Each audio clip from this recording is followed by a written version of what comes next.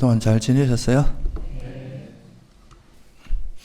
우리가 이제 불교 특히 이제 불교 가르침 중에서도 우리가 이제 마음으로 뭔가를 하는데 마음 또는 뭐 의식 이걸 통해서 이제 세상을 살아가잖아요.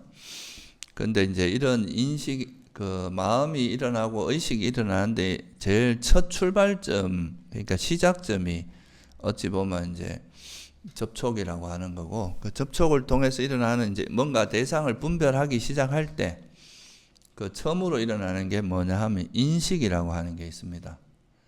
그래서 그 인식이 일어나고 그 인식을 기반으로 해서 우리가 이제 분별도 하고 생각이 일어나고 그것이 이제 발전하면서 여러 가지 이제 우리 이 세상이 벌어지고 이렇게 하는 건데, 그래서 우리가 의식이나 마음이 작용하는 데 있어서 첫 출발점이 인식이다 하는 거, 이 점을 우리가 좀 생각을 해보면 인식이라는 거에 대한 이해가 되게 중요하고, 그러니까 뭔가 대상을 분별하기 시작할 때 첫 출발점, 쉽게 말하면 첫 단추를 끼는 게 인식의 작용이기 때문에 이 인식에 대한 이해가 좀 돼야 우리가 좀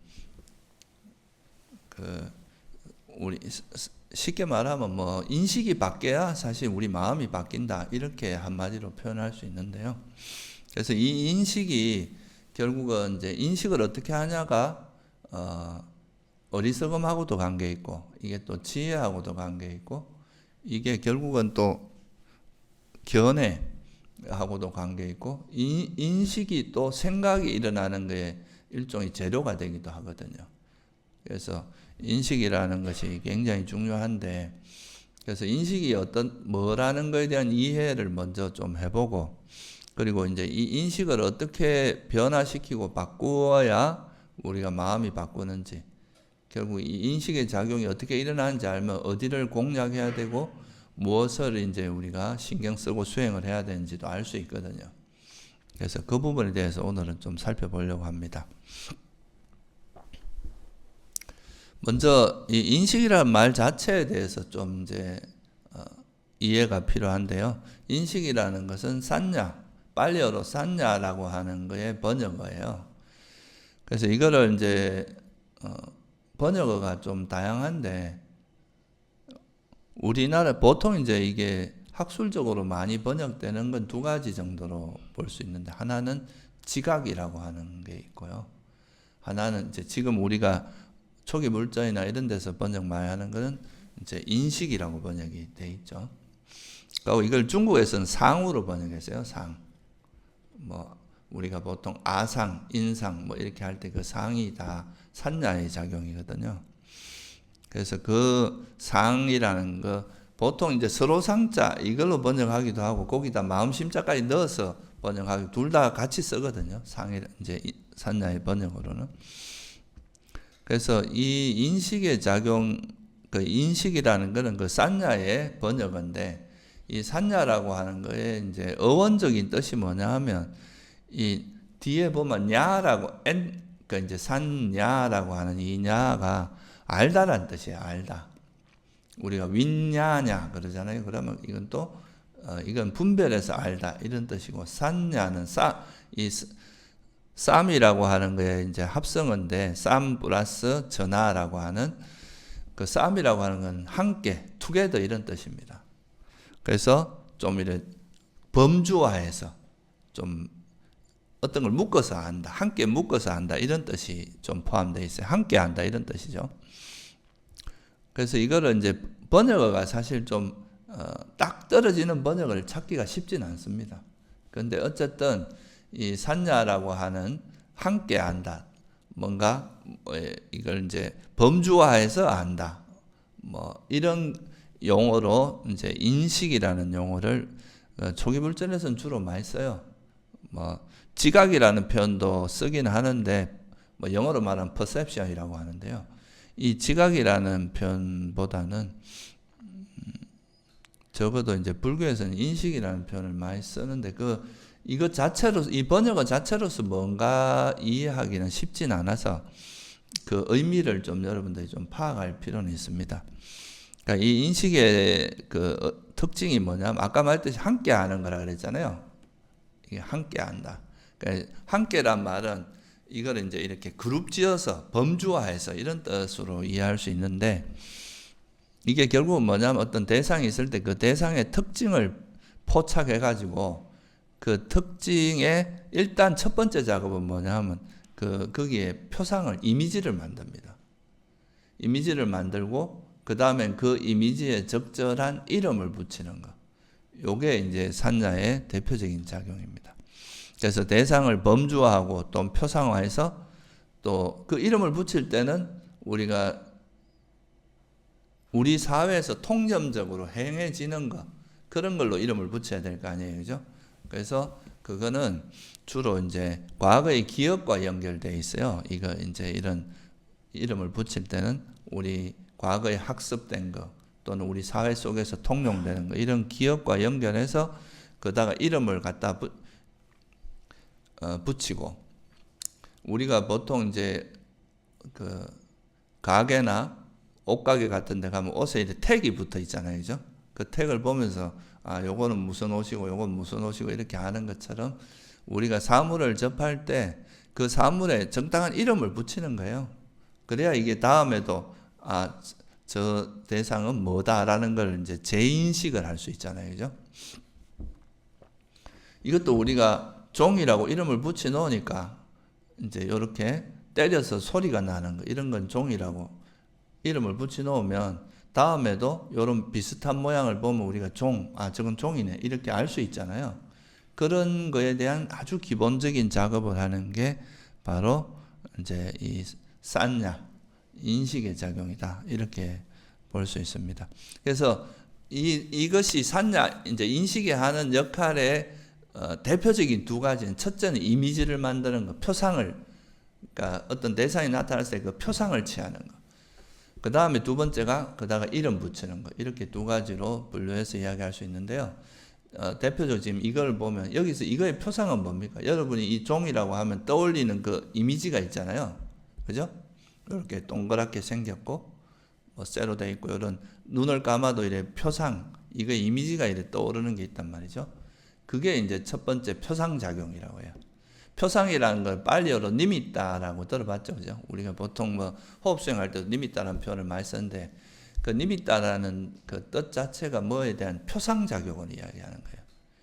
그러니까 이제 수행하다 보면 숨에 대한 표상으로서 이제 나타나는 이런 뜻으로 니미따라는 표현을 쓰는 거거든요.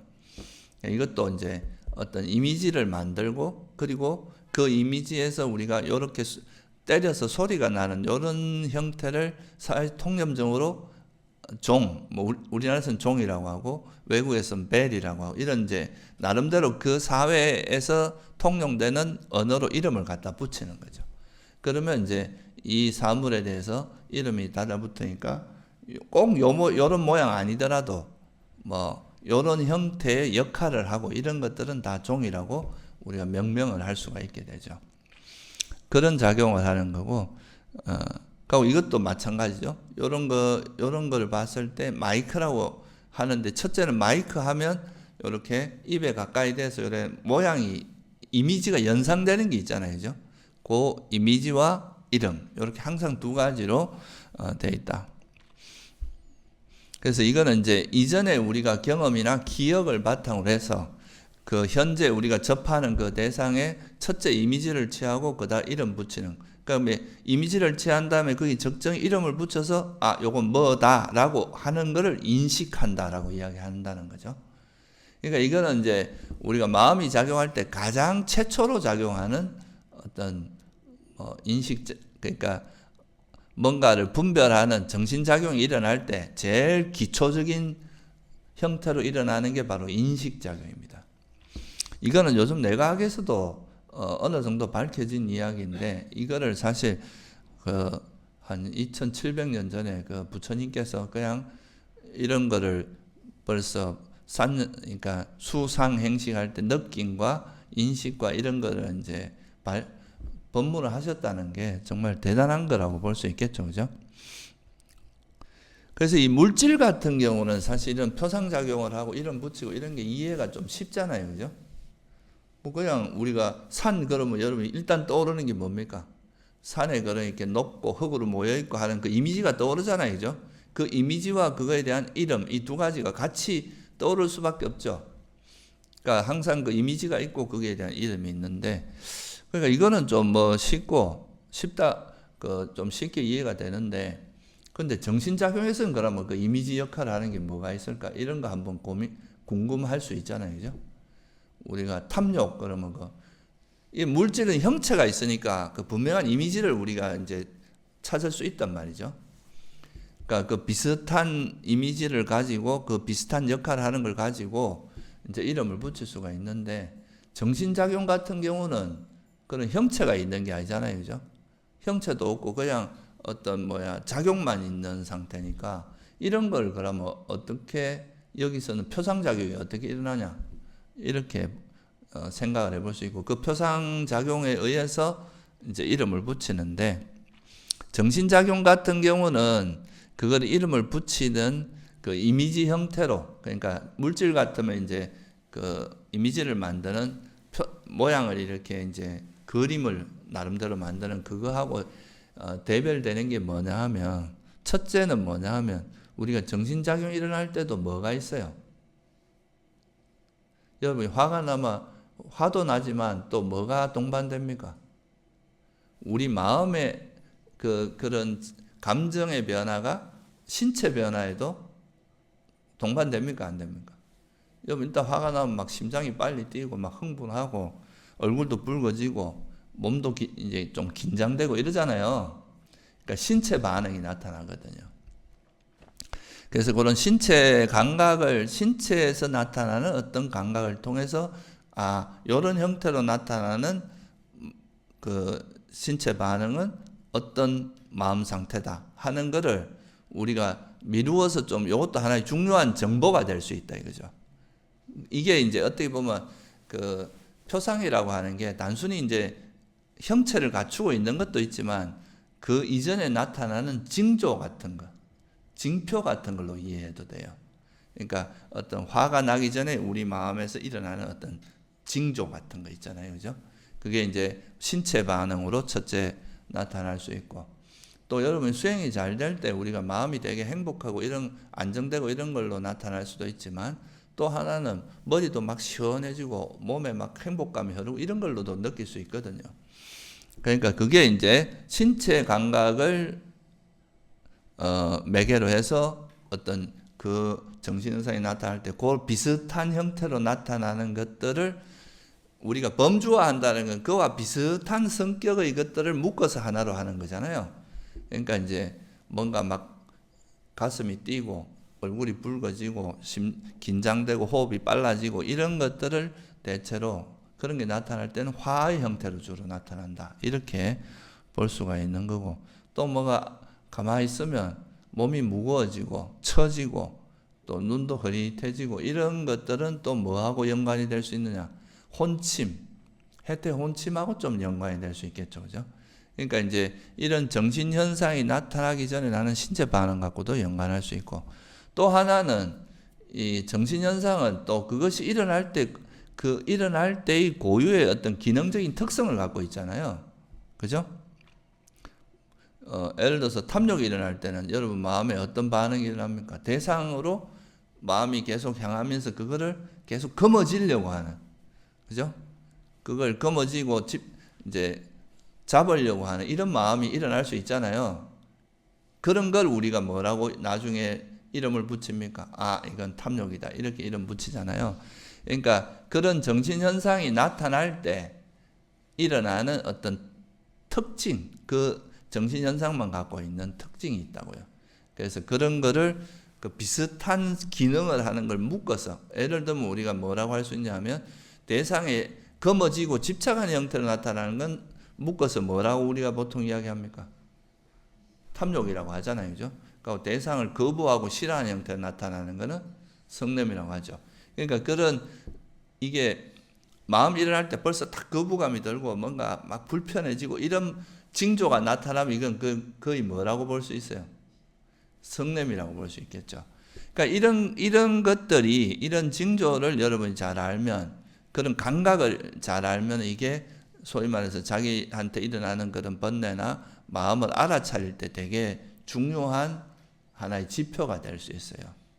이런 걸 통해서 우리가 마음을 알아차릴 때, 벌써 딱 마음에서 뭔가 변화가 딱 일어나는 순간에, 이것도 뭔가 집착하려고 화내려고 한다는 이런 걸 알 수 있는데, 이런 식으로 이제 우리가 정신현상 같은 경우는 그 몸에서 일어나는 반응이나, 그죠? 신체 반응이나, 그런 정신현상이 일어날 때 그 특징적인 모습들, 탐욕이 일어날 때 막 집착하고, 막 두려움이 일어날 때는 막 회피하려고 한다거나, 뭐 이런 여러 가지 그런 것들을 통해서, 이게 나한테 일어난 정신현상이 이런 거구나라고 이제 우리가 알 수 있는 거죠. 이것도 이제 이런 것들은 가만히 있는다고 알아진다기보다 많은 이제 경험을 통해서 자꾸 우리가 마음을 알아차리는 연습을 하다 보면, 이런 마음이 일어날 때 벌써 이런 징조가 나타나는 거죠. 우리가 해가 뜨기 전에 여명이 있듯이 우리 마음이 이제 그런 마음이 본격적으로 드러나기 전에 나타나는 그 징조를 파악하는 거예요. 그래서 두 가지죠. 하나는 몸의 신체 반응, 두 번째가 이제 그런 특징적인 그런 마음이 일어날 때 일어나는 특징적인 거를, 우리가 이걸 전문 용어로 하면 이제 어떤 마음이 일어날 때 그거의 고유 성질이, 고유라고 말하겠지만 그것이 일어날 때 그 특징이 있는 거죠. 그죠? 탐욕 같으면 집착하는 특징이 있고, 성냄 같으면 싫어하는 특징, 거부하고, 이런 그런 걸로 통해서 이제 파악할 수 있고, 또 이제 이런 마음을 알아차리는 수행을 꾸준히 하다 보면 그 전체적인 우리 기억의 총체가 있잖아요. 이런 게 일어날 때 뭐가 어떤 상황에서 내가 어떤 대상을 만나거나 어떤 분위기가 되면 화가 나더라. 어떤 분위기가 되면 집착이, 나름대로 이런 이제 자기 경험의 총체로서 일어나는 그 우리 기억의 총체가 있는 거죠. 그런 걸 통해서 딱 어떤 분위기가 딱 일어나면, 이건 또 어떤 마음 상태가 일어난다고 딱 이걸 규정할 수가 있는. 그러니까 어떻게 보면 우리 기억의 총체, 복합체, 이런 걸 통해서 그 대상을, 그 이미지를 기억으로서 이미지가 만들어지는 것도 있다 이거예요. 그러면서 이제 그게 이름을 붙이는 거죠. 그러니까 우리가 어떤 저 멀리서 과거에 어떤 일이 이렇게 있었던 기억이 있으면 그 비슷한 어떤 분위기가 나타나면 이거는 어떤 마음 상태다 하는 걸 우리가 추측할 수 있잖아요. 그런 식으로 아는 경우도 있다. 그래서 이 정신적인 현상도 이미지가 없는 게 아니라, 정신적인 현상의 이미지라고 하는 것은 그 현상이 일어나기 전에 나타나는 그런 징조들, 그런 걸 가지고 우리가 파악할 수 있는 거다. 그렇게 해서 그런 이미지가 나타날 때 그 현상을 즉시 딱 알아차리면서 이것의 정체를, 이건 탐욕이야, 이건 성냄이야, 이거는 해태혼침이야, 이건 들떠 있는 거야, 이건 뭐 의심이다, 이렇게 그 현상을 정확히 아는 거, 이게 이제 그거를 이제 그렇게 아는 것이 인식이고, 이것이 이제 이렇게 명확하게 딱 깨뚫어 아는 건 지혜가 결합을 하게 됩니다. 이런 상태에서는. 그걸 내버려 두면 이제 이게 좀 왜곡되기가 쉬운데, 이거의 정체를 정확히 아는 것은 또 지혜가 결합했을 때 그래요. 이건 조금 이따 좀 더 부가 설명을 드릴게요. 이렇게 우리가 인식이라고 하는 것은 어떤 대상을 만났을 때, 물질적인 대상은 뭐 이미지를 만들고 이미지 만들고 이름 붙이는 이거는 쉽죠. 표상을 취한 다음에 그 표상에 이름을 붙이면서 인식한다는 거예요. 정신현상은 마찬가지. 정신현상도 그 정신현상이 나타날 때 그 어떤 분위기 또는 뭐 신체 반응, 이런 걸 통해서 이건 뭐다라고 이제 경험하는데, 이런 것들의 또 주요 조건이 과거에 우리가 경험들, 이전에 했던 경험들이 현재 영향을 많이 준다. 그거를 이제 좀 이해하시면 되겠죠. 그래서 최초로 어떤 대상과 접했을 때 그 인식이 일어나고, 그 인식한 것에 대해서 우리가 생각들이 벌어진다는 거죠. 인식이 먼저 일어나고 그 다음에 그 생각, 그걸 분별하는 생각이 일어난다는 거예요. 그래서 이게 경전에도 보면 이런 말씀이 자주 나옵니다. 그러니까 우리가 어떤 대상과 접하면 느낌이 일어나는데 접촉을 줬고 느낌이 일어나잖아요. 그죠? 이건 마음에 든다 안 든다 이런 딱 느낌이 일어나는데 그 느낀 것을 인식하고 인식한 것을 생각한다. 생각이 이제 생각이 진행되다 보면 소위 말해서 사랑분 희론이 발생한다. 이렇게 이야기하죠. 생각이 희론이라고 하는 것은 빨리어로 빠빤짜라고 하는데 이 빠빤짜는 생각이 계속 확산되는 걸 의미합니다. 그러니까 예를 들어서 내가 지나가다가 이제 어떤 사람을 봤어요. 저 사람의 딱 보는 순간 불편한 감정이 느낌이 일어나죠. 그러면서 저 사람 마음에 안 든다, 또는 나쁜 사람, 이렇게 인식이 딱 그 사람을 규정하는 게 인식이잖아요. 그러면 저 사람은 이래서 어떻고 저래서 마음에 안 들고 이렇게 계속 그 사람에 대한 이건 안 좋은 쪽으로 이제 인식은 그 사람을 규정하는 거니까 그렇게 규정이 되고 나면 그 다음에 그 방향으로 계속 생각이 발생하는 거죠. 그게 이제 일어나고 가다 보면은 그런 게 계속 반복되면 나중에 어떤 일이 발생하냐면 저 대상은 원래 저래라고 딱 규정이 되어버리는 거죠. 이 고정관념이라고 하는 거고 이런 게 일종의 하나의 견해로 굳어질 수도 있어요. 그래서 이게 보통 이제 우리가 인식이 어떤 대상을 파악할 때 출발점이라면 그 다음에 그 인식을 기반으로 해서 뭐가 발생하냐면 생각이 벌어집니다. 그 인식에 대해서 우리가 이모저모를 계속 생각을 이어가는 게 있을 거 아니에요. 그죠? 그러면 그게 이제 생각이 되고 그 생각이 계속 반복되고 비슷한 생각이 계속 이어지다 보면 나중에 어떻게 됩니까? 하나의 견해로 굳어진단 말이죠.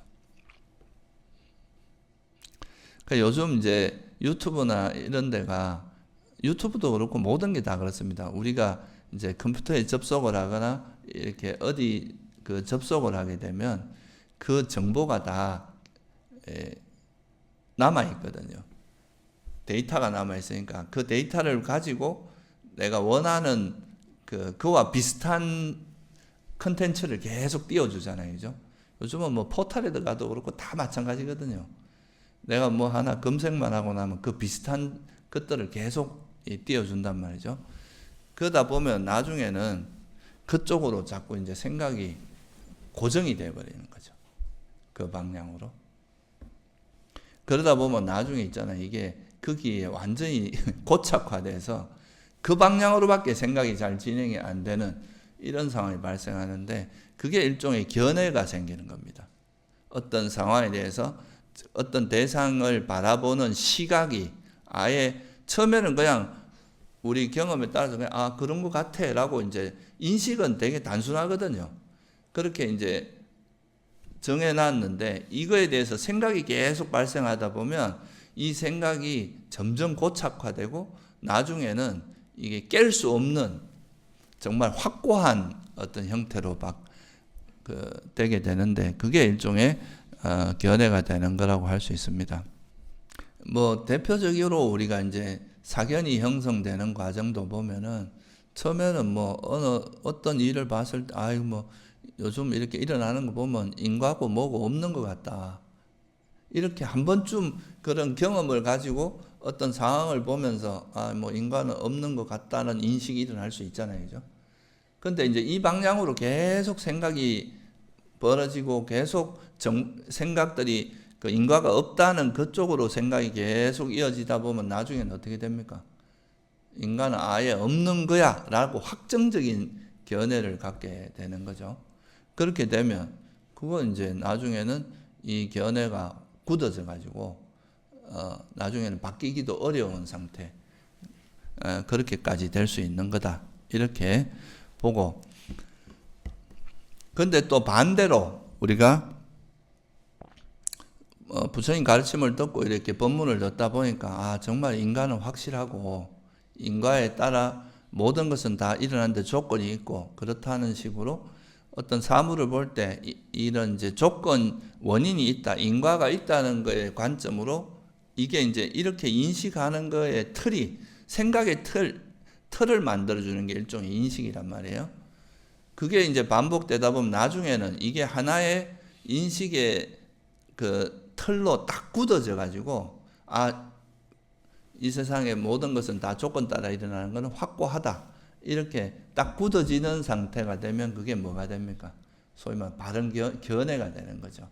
그렇게 되면 이제는 어떤 사물을 볼 때도 이런 것들은 다 원인이 있을 거다. 이렇게 바라보면서 어떤 걸 봐도 그 원인이 있다는 관점으로 보게 되니까, 그렇게 되면은 이제 세상을 보는 눈 자체가 완전히 똑같은 우리가 세상에 살고 있지만 인식을 어떻게 가지느냐부터 시작을 해서 이 인식을 기반으로 해서 생각이 벌어지고 그게 고착화돼서 인과가 없다는 인식에서 시작을 해서 인과가 없다는 이제 사견으로 이렇게 확립될 수도 있고, 아니면 인간은 확실하다는 인식에서 시작해서 그 생각이 벌어지면서 나중에는 인과가 분명히 있다는 이런 바른 견해로 딱 정착되는 이런 단계까지 가는 거죠. 그래서 이게 사실 첫 단추를 어떻게 끼느냐가 굉장히 중요하고, 첫 단추를 잘못 끼어가지고 이것이 이제 교정되지 않은 상태로 계속 가게 되면 이게 이제 문제가 많은 거죠.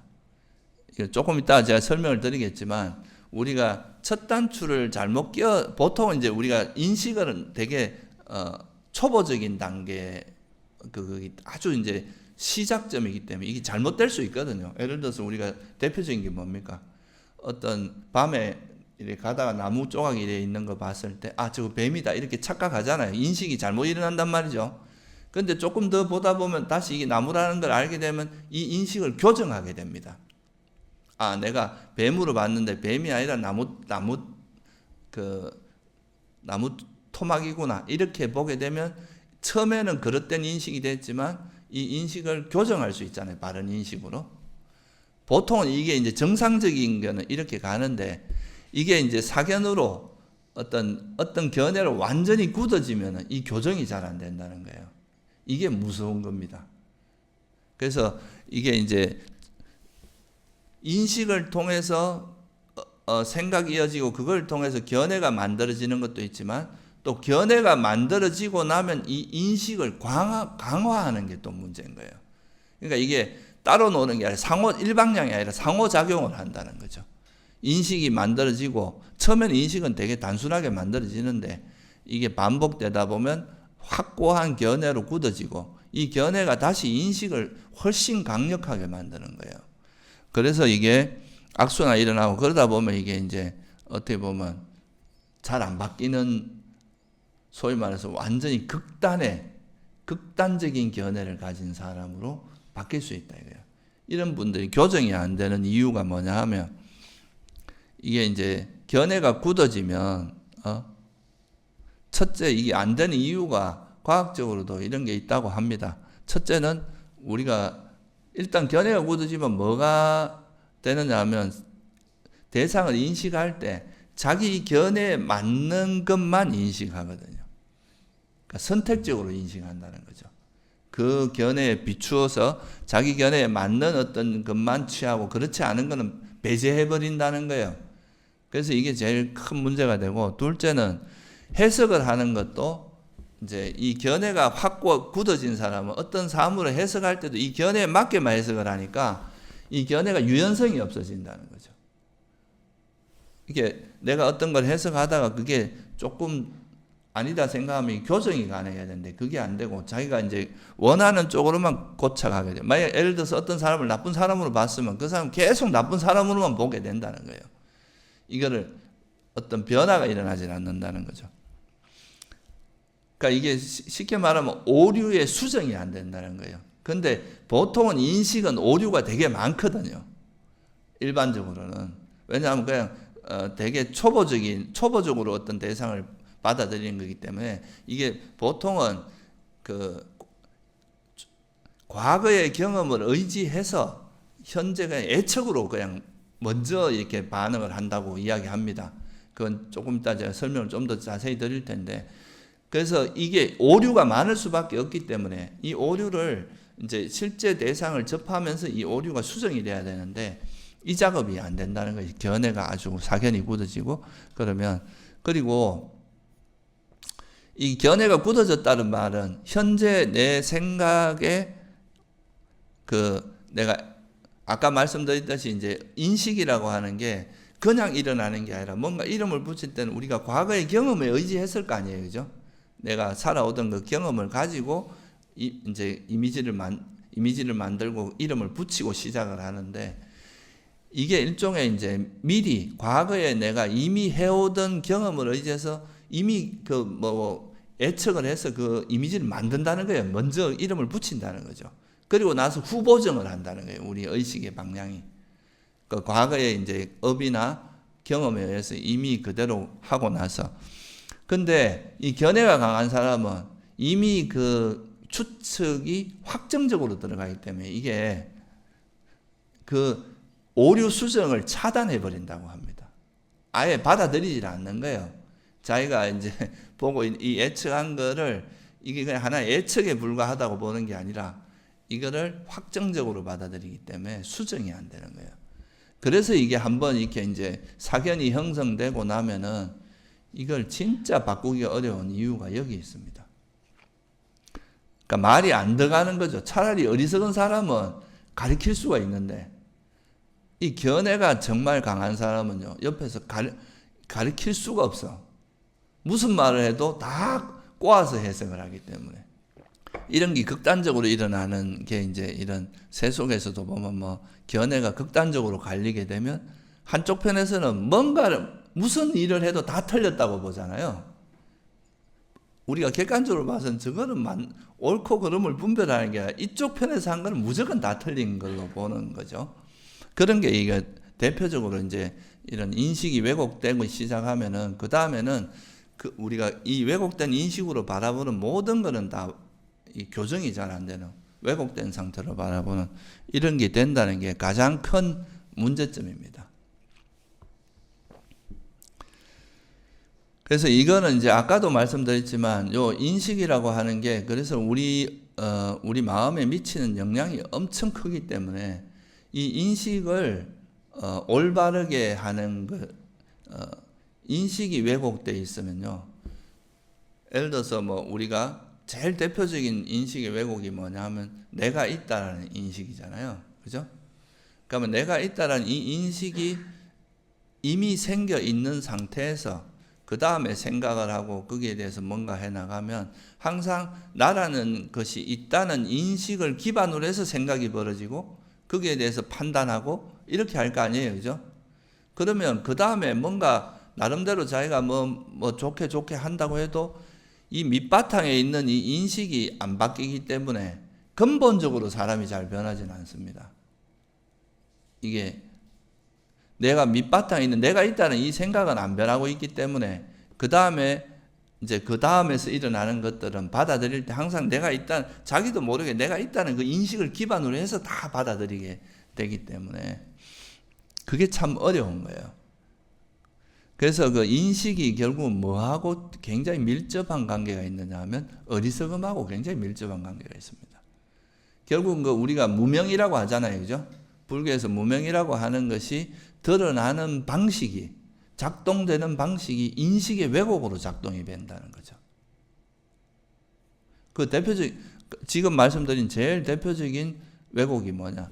내가 무명이 우리에게 가장 대표적인 무명이 내가 나라고 하는 게 있다고 생각하는 이게 이제 이렇게 받아들이는 게 대표적. 내가 무아를 모르는 거, 자아가 있다고 생각하는 게 대표적인 어리석음이란 말이죠.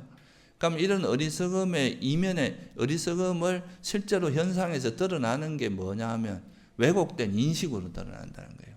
그게 나라고 할 만한 것도 없는데 뭔가 오온을 보고 자꾸 나라고 생각하는 거죠.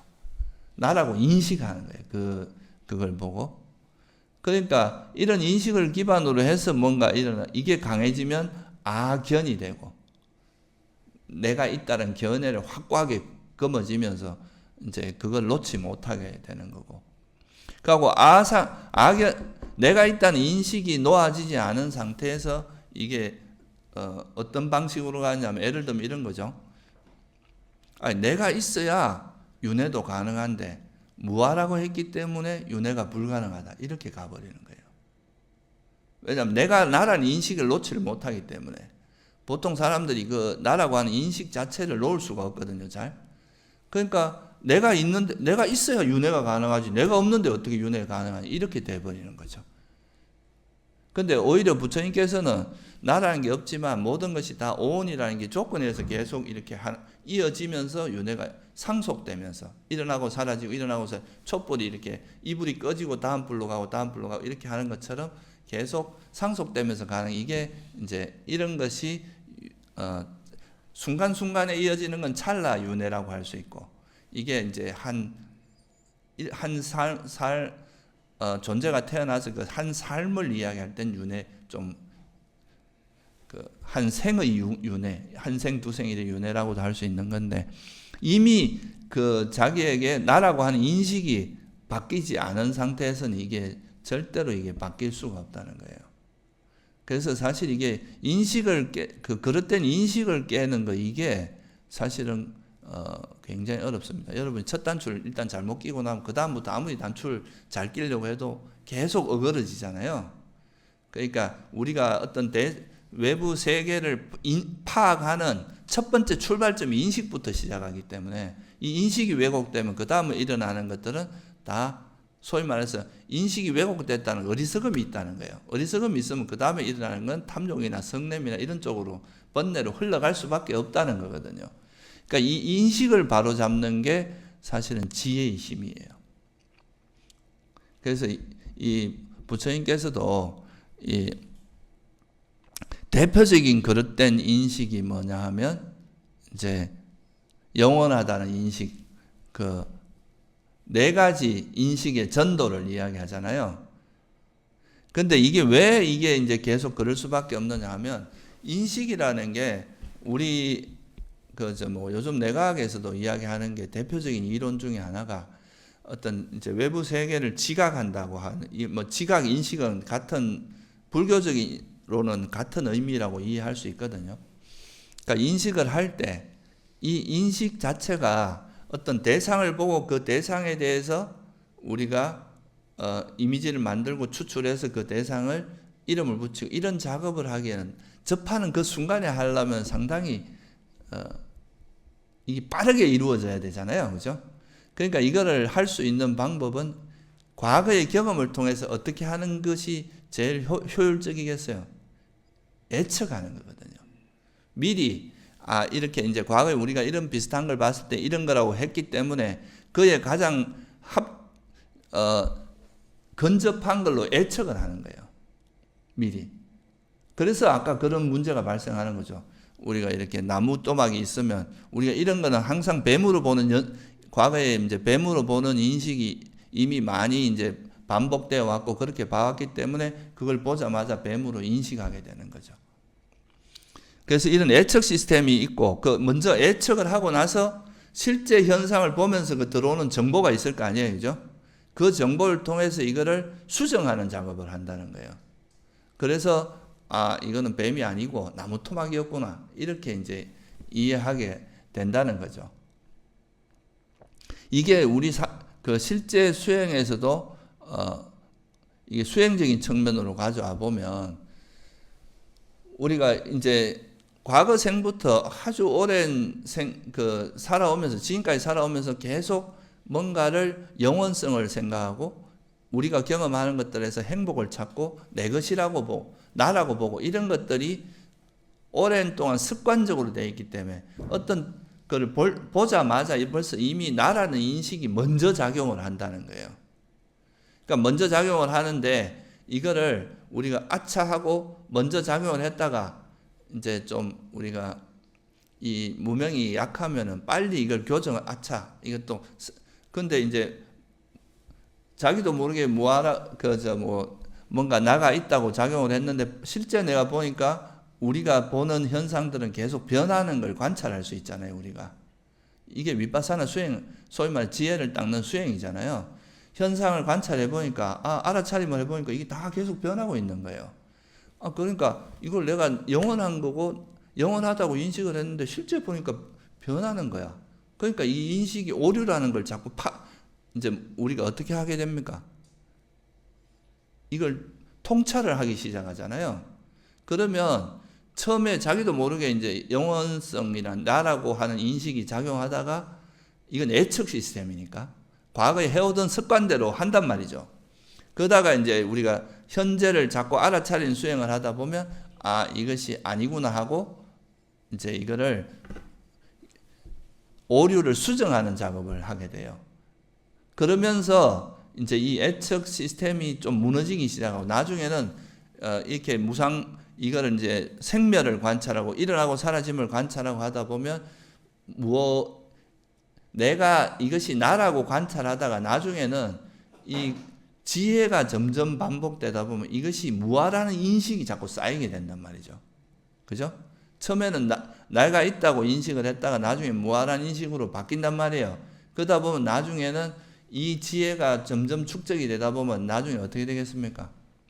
이게 반복되고 이런 식으로 계속 하다 보면 나중에는 이 예측이 어떤 식으로 바뀌게 되겠어요? 무아라는 인식이 먼저 작용하게 된다는 거죠. 그래서 경전에도 보면 무아의 인식을 닦아라, 무상의 인식을 닦아라 이런 말이 자주 나와요. 그러니까 우리가 경험하는 현상들이 우리는 부지불식간에 이 어리석음이 바탕에 있으면 나도 모르게 우리가 경험하는 이것이 좋은 게 나타나면 아, 이 영원하길 바라고, 또 내가 행복한 게 이게 뭐 감각적인 즐거움이 나타나도 이건 행복이라고 거머쥐고 이런 것들이 자기도 모르게 부지불식간에 그런 인식을 하게 돼 있다는 거예요, 이미. 근데 우리가 이걸 다시 알아차리면서 정신 차리고 아, 이건 무상한 것이고 괴로움이고 내 것이 아니다, 이렇게 이제 계속 통찰하고 관찰하는 연습을, 그런 수행을 꾸준히 하다 보면 이제 이것 자체가 바뀐다는 거죠. 그 오류가, 그 잘못된 오류를 수정할 수 있게 된다. 그래서 이게 이제 인식이 교정이 되면서 과거에 우리가 경험했던 것과 다른 방식으로, 처음에 이제 초반에 여러분들이 이제 수행을 하실 때는 처음에 시작은 어떻게 주로 이루어지겠어요? 인식할 때 어떤 대상을 인식하는 순간에 이것이 마치 영원한 것처럼 실체가 있는 것처럼 이 속에 뭔가 우리가 의지할 만한 게 있는 것처럼 작동을 해요. 근데 이걸 자꾸 이 대상을 관찰하다 보면 이제 나중에 그 오류가 수정되기 시작한다는 거예요. 그죠? 뭐 우리가 이걸 이제 수행해서 조금 더 구체적으로 말씀을 드려보면, 여러분들이 예를 들어서 처음에 이제 나한테 뭔가 욕망이 일어났어요. 그러면 이제 이 욕망이 일어나는 거를 우리가 여러 가지 징조를 통해서 뭔가 대상에 거머쥐고 이런 마음을 가지고 이제 욕망으로 아는데, 처음에는 이 욕망을 알아차리는 순간에 욕망이라고 보지만 여기에 이제 이 대상을 그렇게 보는 것도 인식하는 거거든요. 근데 여기에 뭐가 보통 개입되냐면 이 감정을 뭐로 인식하게 됩니까? 이거를 탐욕이라고 보는 그 인식 속에 또 뭐가 포함되어 있냐면 이거를 나라고 생각하는 인식이 또 포함되어 있어요. 그러면 어떻게 됩니까? 이걸 나라고 생각하면 내 감정 이거를 들키고 싶지 않고 남들을 인정하기 싫고 좀 부정하고 싶고 이런 마음으로 작동될 수 있겠죠. 일반적으로 보면 내가 내 감정 중에 안 좋은 감정을 남한테 안 들키고 싶어 하잖아요. 우리가 보통 일반적으로. 그러면 이제 그 탐욕이라는 그 마음 상태를 알고 나서 이거를 회피하거나 부정하거나 거부하거나 우리 세속적으로만 방어기제가 작용하는 거죠. 이걸 인정을 안 하고 도망가고 회피하는 쪽으로 작용을 하게 돼요. 근데 우리가 이거를 이제 좀 더 인식의 관점에서 이거를 만약에 무아에 대한 인식을 많이 개발한 사람 같은, 처음에는 이제 그렇게 좀 이걸 부정하려고 하지만 이거를 계속 근데 이 감정이라고 하는 건 다 접촉해서 일어나고 사라진 거고, 일어났다가 이게 사라지는 거지 이게 실체가 있는 것도 아니고 나라고 할 만한 것도 없다라는 이런 무아에 대한 인식을, 이런 마음이 들 때마다 다시 이제 거부감이 들 때 마음을 돌려서 이건 무아야, 내 것이라고 할 것이 없다라는 인식을 개발하게 되잖아요. 그죠? 그러면 이제는 이게 나라고 하는 인식에서 교정이 이루어진단 말이죠. 이 현상에 대한. 그러면서 이거를 조금 더 그냥 현재 일어난 하나의 내 마음 상태로 받아들일 수 있는 그런 여건이 되는 거죠. 그러면서 이제 이게 교정이 이루어지면서 이런 것들이 반복되다 보면 어떤 이제 나한테서 어떤 마음이 일어나더라도 그걸 나라고 인식하지 않고 이걸 무아라는 인식을 기반으로 해서 그냥 이런 마음이 일어나는구나, 탐욕이 일어나는구나, 성냄이 일어나는구나 이렇게 알아차릴 수 있는 그런 이제 힘이 생긴다 이거죠. 그러니까 이것도 다 결국은 뭐가 전환되면서 가능한 일이었어요. 인식이 바뀌어야 되는 거예요. 그거를 나라는 인식을 가지고 있는 가지고 있으면 계속 거부감이 생깁니다. 거부감이 생기고 이거에 대해서 계속 막 인정하기 싫어지고 도망가고 싶고 회피하고 싶은 이런 게 되는데 그거를 이건 무아하다. 나라고 할 만한 게 없다. 영원한 것도 잠시 일어났다 사라지는 걸 뿐이다. 이런 무상이나 무아에 대한 인식을 개발하다 보면 그 마음에 끄달리지 않고 그걸 있는 그대로 볼 수 있는 그런 힘이 되는 거죠. 그리고 또 우리가 이거에서 또 대표적인 것 중에 하나가 우리가 또 어떤 아름다운 어떤 뭔가를 봤을 때 특히 이제 사람이나 아름다운 생명체를 봤을 때 그럴 때는 순간적으로 그 대상에 대해서 뭐란 인식이 생기냐면 아름답다는 인식이 생겨요. 그죠? 처음에 우리가 좋은 걸 봤을 때는 아름답다고 보이죠. 그래서 그게 아름답다는 인식이 생기면 여기에 대한 생각이 일어나면서 여기에 뭐가 달라붙겠어요? 집착이 달라붙거든요. 그러니까 이거는 첫 시작이 이게 아름답다는 인식에서 시작을 한 거예요. 그 아름답다는 인식이 일어나면서 그거에 대해서 즐기는 생각이 일어나고 그러다 보니까 여기 더 달라붙게 되고 이렇게 되는데 이거를 부처님께서 이제 이런 것들을 버리게 하기 위해서 뭘 하냐면 부정의 인식을 개발하게 하는 거죠.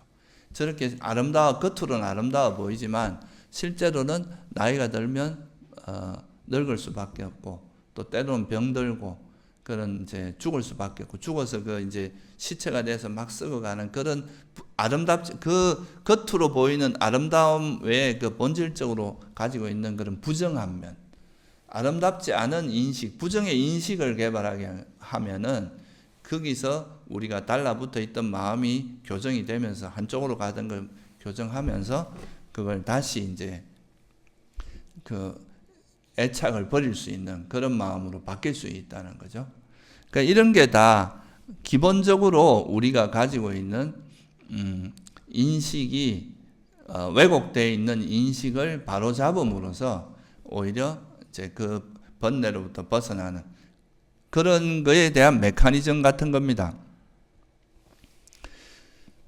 그래서 좀 정리를 해보면 우리가 이제 어리석음이 있으면은 그냥 우리가 불교에서 항상 하는 말 중에 하나가 뭡니까? 있는 그대로 본다. 이런 말 많이 하잖아요. 그죠?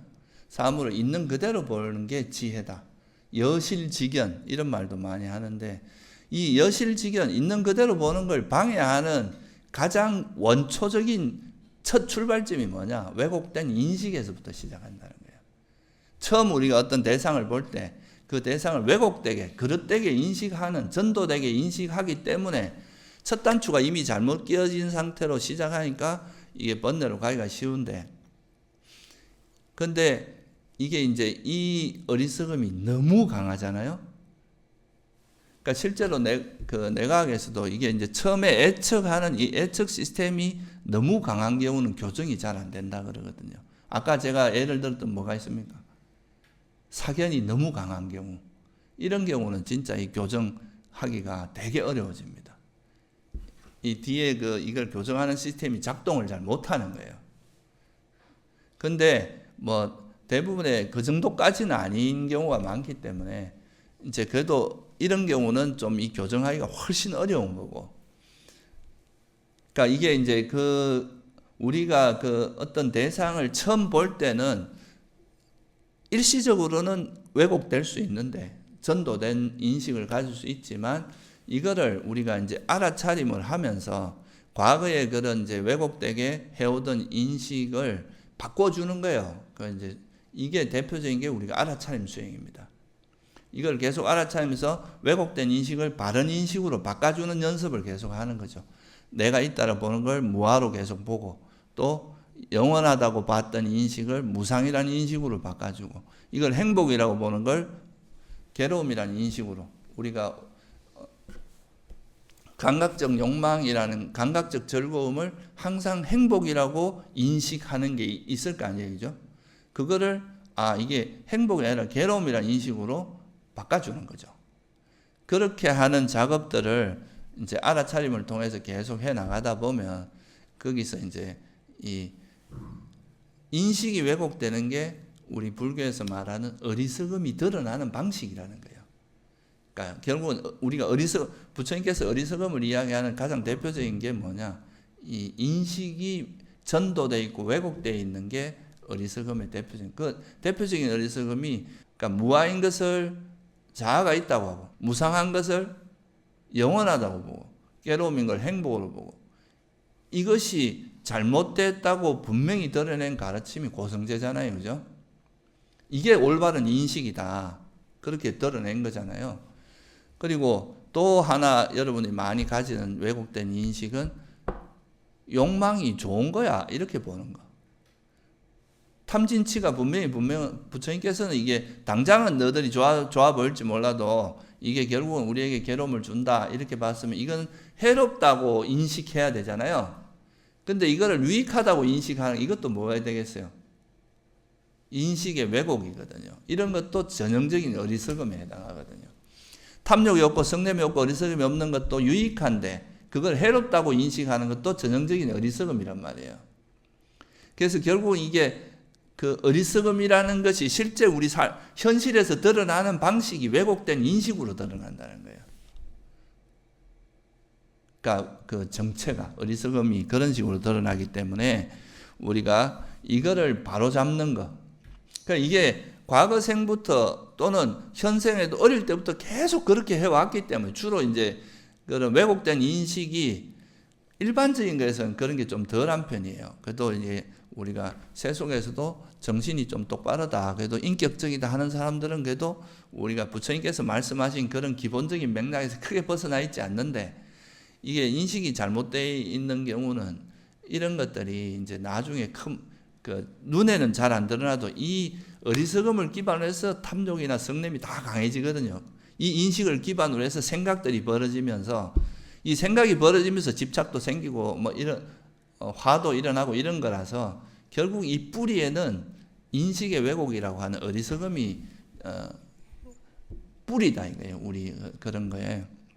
그래서 이 인식의 왜곡을 전도된 인식을 바로잡는 게 바로 뭘 통해서 가능하냐? 그게 바로 삼매와 지혜. 특히 이 지혜를 통해서 가능하다는 거죠.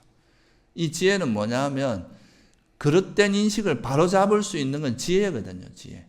이 왜곡, 이게 내가 이게 아까 말했듯이 자아가 있다고 생각했는데 이걸 관찰해 보니까 계속 변하는 거예요. 우리가 경험하는 현상들이 계속 이게 변하고 있는 걸 관찰하고 나니까 이게 영원하다고 이걸 내 것이라고 생각한 인식이 잘못됐다는 걸 이때 파악하게 되는 거죠.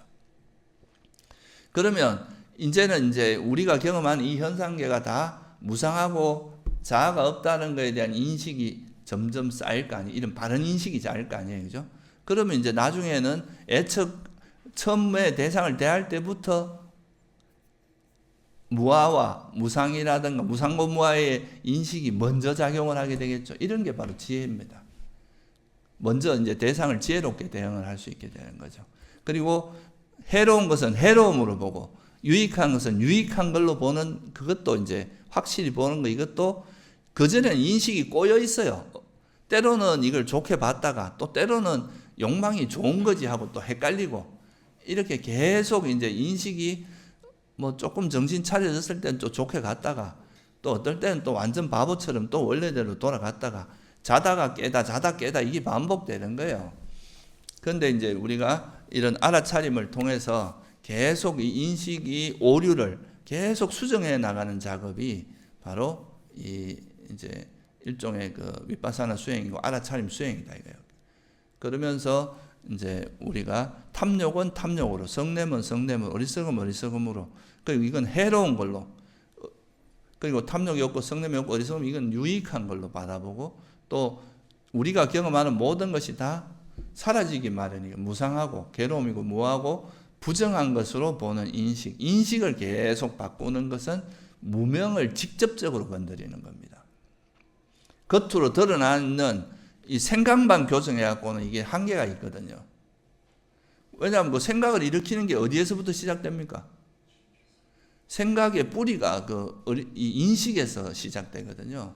그러니까 인식은 여전히 그대로 있는 상태에서 생각만 계속해 나가면은 거기서 나오는 그 생각에 의해서 도출된 결과가 결국은 사견이나 그 삿된 생각이 그릇된 사유가 될 수밖에 없거든요. 그런데 우리가 그 인식을 교정한 다음에 그 바른 인식에 맞게 생각을 하고 하면 이게 이제 바른 견해가 되고, 바른 견해가 곧 지혜거든요.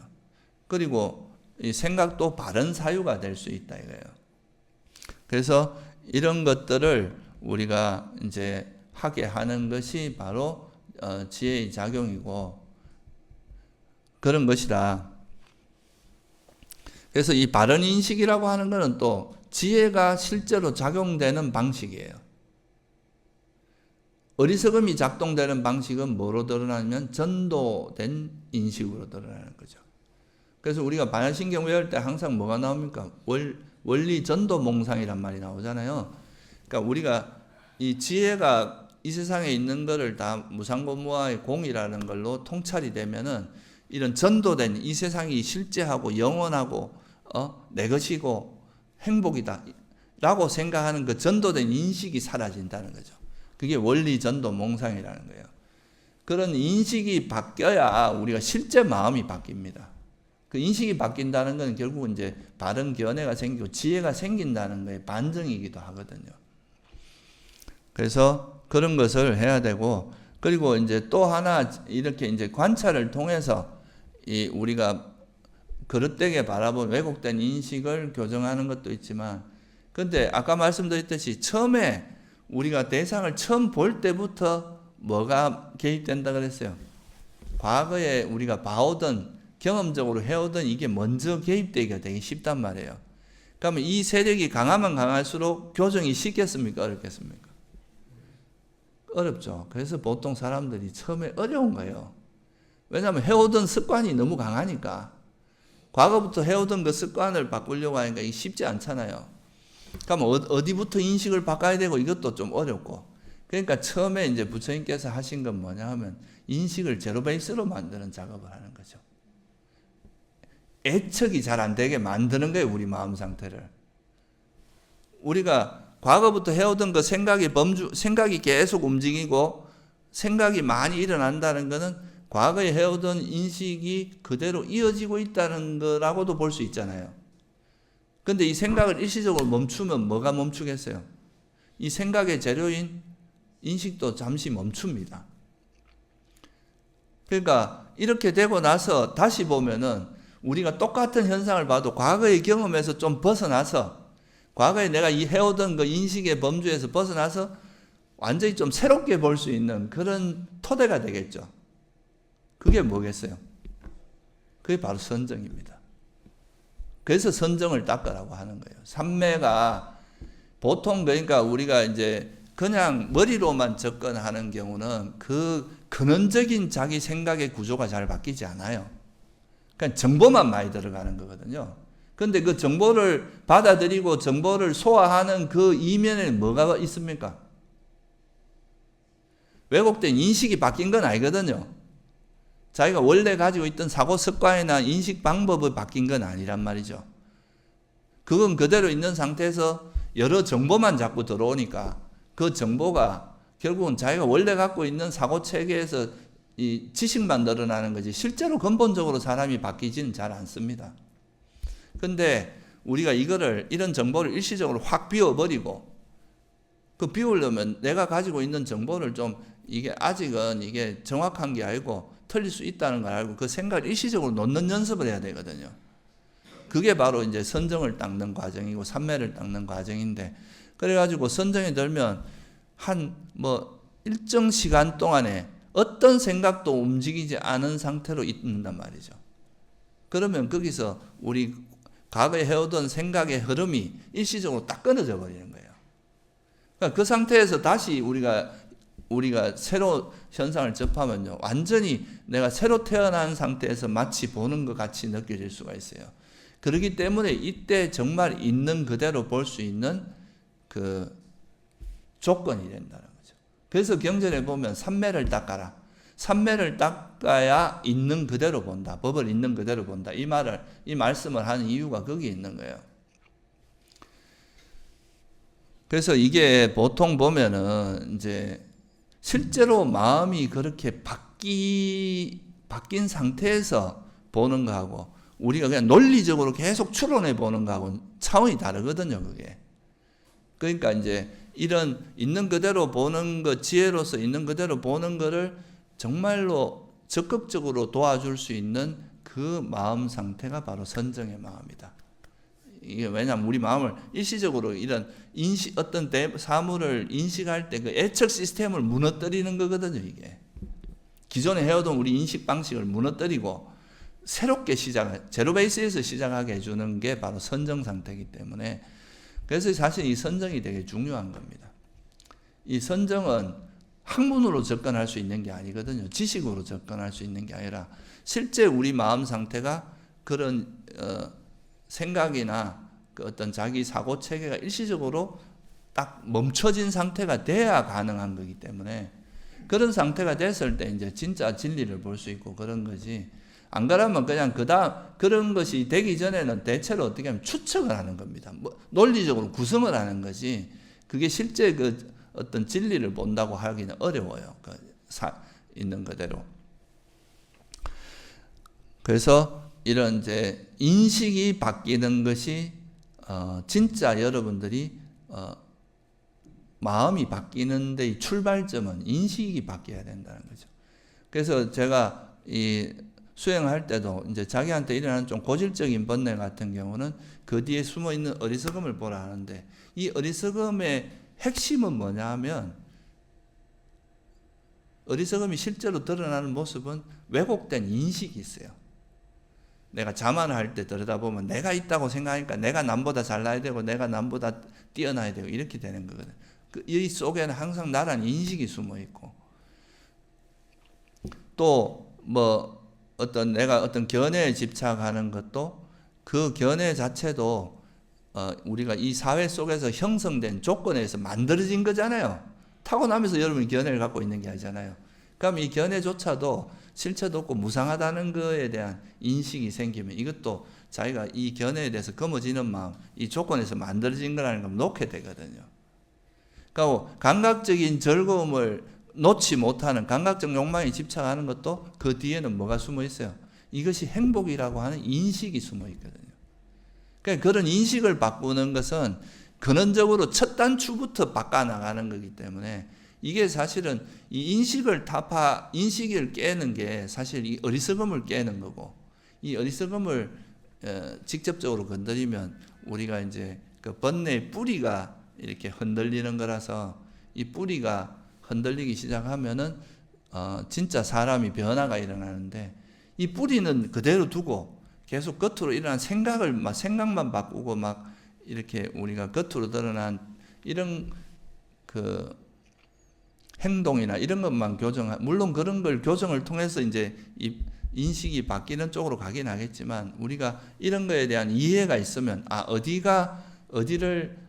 어디부터 우리가 변화를 해야 되겠구나 하는 거에 대한 통찰이 좀 생길 수 있을 거 아니에요, 그죠?